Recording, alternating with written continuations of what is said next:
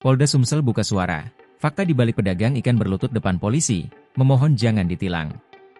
Polda Sumsel buka suara terkait video viral seorang pemotor yang berlutut di depan seorang polisi di pinggir jalan.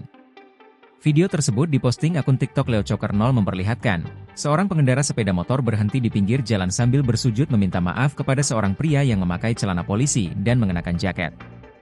Terdapat jerigen ikan di sisi kiri dan kanan belakang milik pemotor tersebut.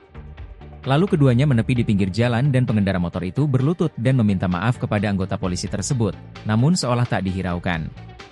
Diduga peristiwa itu terjadi di wilayah Palembang, Sumatera Selatan.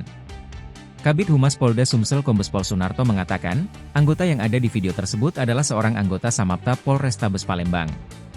Sunarto menerangkan peristiwa itu terjadi di wilayah Kecamatan Sungai Kedukan, Kabupaten Banyuasin.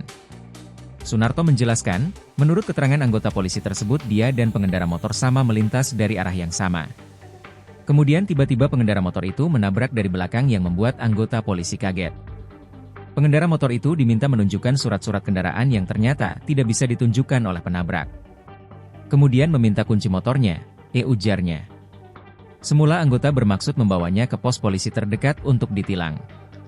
Namun pengendara tersebut meminta bantuan ke anggota untuk tidak menilang kendaraannya. Dengan spontan pengendara motor berposisi seperti itu, berlutut. Sehingga membuat iba polisi tersebut dan langsung memberikan kembali kunci motornya. Lalu keduanya melanjutkan perjalanan, katanya.